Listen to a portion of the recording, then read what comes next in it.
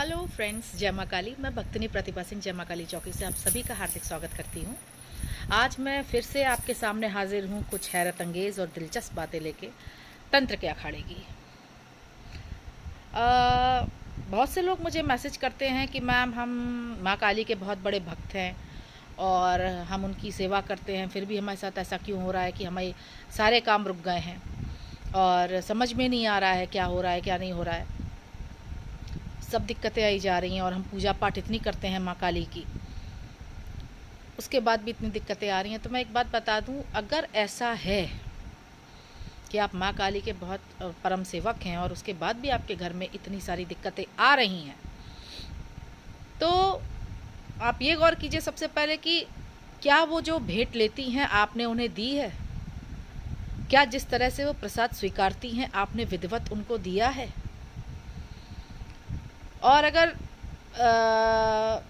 तामसिक तरीके से नहीं, इसको वैदिक तरीके से देखें तो मैं ये कहूँगी, जो लोग वैदिक तरीके से भद्रकाली को पूज रहे हैं वो माँ काली के साथ साथ दुर्गा जी को भी पूजना शुरू करें। सप्तशती का पाठ नित्य नियम से करें। उसमें दोनों ही चीज़ों के विवरण हैं। और जैसे लोग कहते हैं माँ 9 दिन तो हम सप्तशती का पाठ करते ही करते हैं, मैं नहीं कह रही सारे आप पाठ पढ़ें, अध्याय पढ़ें, लेकिन फिर भी थोड़ा करें।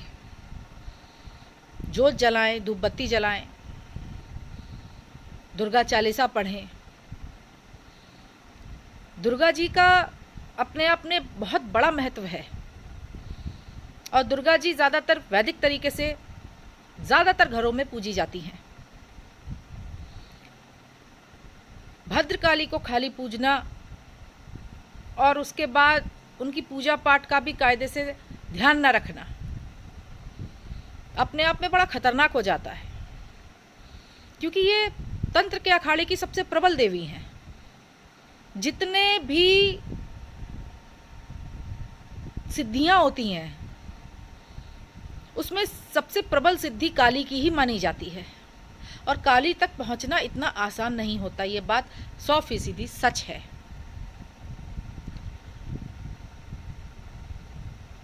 वैदिक तरीके से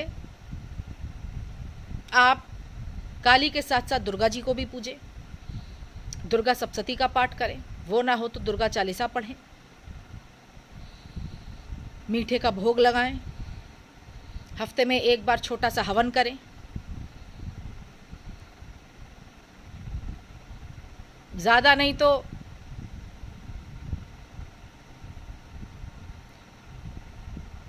आपके सप्तशती में जो तंत्रोक्तम है उसके श्लोकों को पढ़ के हवन करें। तंत्रोक्त है, आप अर्गला स्तोत्र, सिद्धकुंजिका ये भी पढ़ के कर सकते हैं। तंत्रोक्त सूक्तम जो उसमें दिया हुआ है उसका हवन वैदिक तरीके से भी हो सकता है। आपको जोड़े नहीं देने हैं उसमें, आपको सीधे सीधे अग्यारी जला के हवन सामग्री से आहुति देनी है। मीठा चढ़ाएं, उनके चारों तरफ जल छिड़कें, घी का हवन करें, तेल का नहीं, घी का हवन होना चाहिए। नित्य नियम से माता की सेवा करें, क्योंकि माता की सेवा, देवियों की सेवा बेटा बहुत ही सोच समझ के करनी चाहिए, क्योंकि ये रुष्ट बड़ी जल्दी होती हैं और इनको मनाना बहुत टेढ़ा काम है। इसीलिए इस तरह के काम में बहुत सोच समझ के हाथ डालें। और तंत्रोक्त सूक्तम का अगर आप तामसिक हवन करें तो उसमें जोड़े दिए जाते हैं, लौंग के जोड़े दिए जाते हैं, फिर तो उनको सभी कुछ दिया जाता है जो भी उनके हवन में चलता है।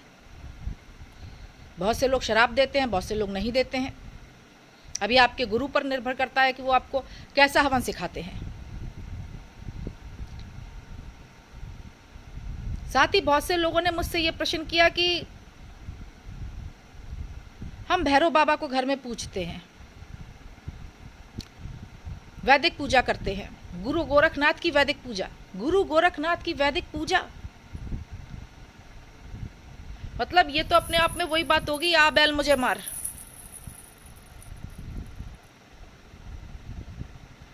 ये सारी शक्तियां तंत्र के अखाड़े की बहुत प्रबल शक्तियां हैं, और इनको अगर आप आधे अधूरे ज्ञान के साथ पूजते हैं तो आप ये बात याद रखिए, आप अपने लिए बहुत बड़ी मुसीबत का दरवाज़ा खोल रहे हैं।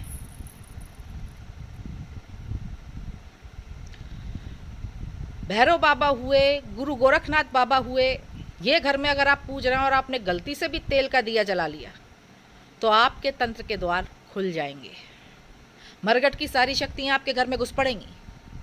गुरु गोरखनाथ तो एक सिद्ध पुरुष हुए, बहुत बड़े तांत्रिक, प्रबल, जिनकी आने काली के और अनगिनत पीर पैगंबरों के, अनगिनत देवी देवताओं के आगे लगा के मंत्र सिद्ध हो जाता है।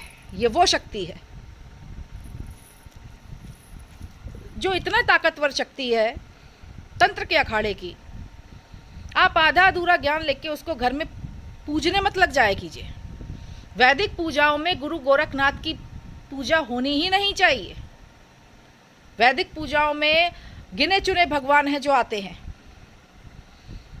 राधा कृष्ण आते हैं, शिव जी आते हैं, भोलेनाथ, हनुमान जी आते हैं। हनुमान चालीसा पढ़िए, रामायण पढ़िए, सुंदरकांड पढ़िए।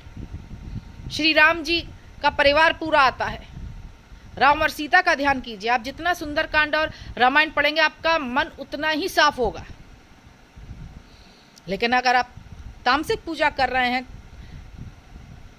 और तामसिक तरीके से कर रहे हैं तो उनमें ये श्रृंखला आती है, भैरव बाबा, गुरु गोरखनाथ, काल भैरव, भद्रकाली, मसानी, दुनिया भर के जिन्न जिन्नात, दुनिया भर के पीर,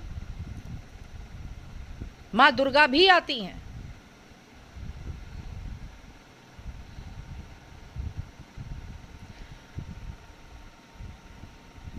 मुझे बहुत दुख होता है ये बात सुन के, जब लोग कहते हैं कि मैम हम तो इतने इतने साल से ये कर रहे हैं और हम बिल्कुल बर्बाद हो चुके हैं। मैं उनसे बस एक प्रश्न पूछती हूँ, आपको ये पूजा बताई किसने? किसने बता दी? आप क्यों करने लग गए? कैसे करने लग गए आप? इस तरह की पूजाएं बिल्कुल ना करें। ध्यान रखें, अधूरा ज्ञान आपको बहुत बड़े खड्डे में ले जाके खड़ा कर देगा आध्यात्म के अखाड़े का। बिना गुरु के तंत्र नहीं सीखा जाता, करना भी नहीं चाहिए। इसी तरह की अनगिनत जानकारियां लेके मैं आपके सामने आती रहूंगी। मैं भक्तिनी प्रतिभा सिंह, जय मां काली चौकी से। जय मां काली।